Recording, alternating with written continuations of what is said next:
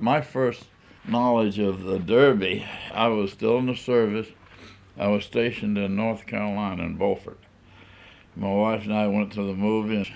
Before the movie started, they'd have news clips, Pathé News, and there on Pathé News they showed the first Derby.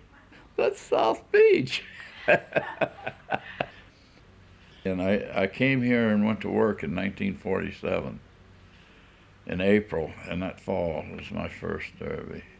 Rod and Gun Club started it, and they ran it for a couple of years, and they saw it was getting to be too much for them.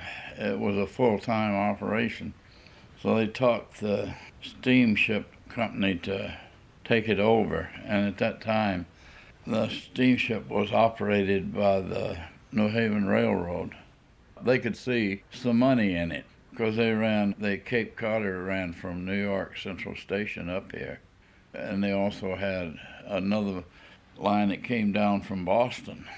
And so they could see if they could prolong the seasons, it would give them additional revenue. And that was primarily why the Derby was started, just to prolong the season. And so they put a man down here by the name of Ben Morton to operate the Derby and also promote the island, because at that time people came 1st of June and left Labor Day and it was dead. And Ben was an excellent choice.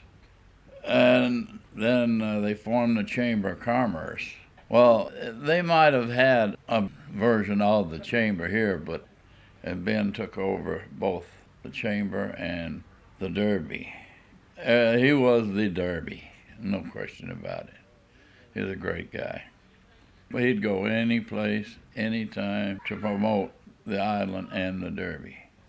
And as a result, this is what it is. We all owe what we have today to Ben, because we're just continuing on what he started.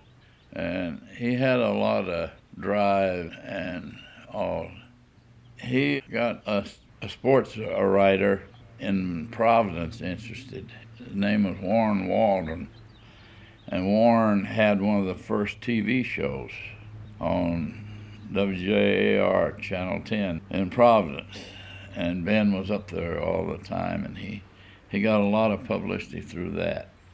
And another writer was Henry Moore from the old Boston Herald. And Henry gave us a lot of a good press. He was a great writer. And somewhere there's a recording, I think it was the 1949 Derby, that Henry emceed. And it had a lot of the old Derby committee people on it. Brickman and Stan Garland was, Howard Leonard, and all those guys. Plus, it had Steve Courtney, who played the Shadow on radio. The Shadow knows. And he was great. Boy, he had a place up in West Tisbury when it came Derby time. Courtney was here fishing. All of us knew him. And he had that big, deep voice that would resonate right out over. And he was great, but he was a fisherman. I don't recall if he ever won, but he was always up in the close category. The Derby in the early days got coverage even in magazines as far away as California, didn't it? Not at first. No, they couldn't afford it. And at that time, too, the Derby was unheard of, and Ben couldn't always get prizes, so he'd have to buy the prizes. And then he would have to be the one at night wondering how he was going to pay for those. The original money for the Derby came from? All came from the enrollment and the Chamber of Commerce. And the Steamship Authority, did they come up with any money? I don't know if they ever gave Ben any money towards it. I think if he got too far down, they might come through. But they left him paddle his own canoe. But he brought it along, and finally he got Mitchell Garcia Company interested in it. They sold fishing gear. That relieved a lot of it. But in the first years, they gave away car, boats. Ben had to buy them.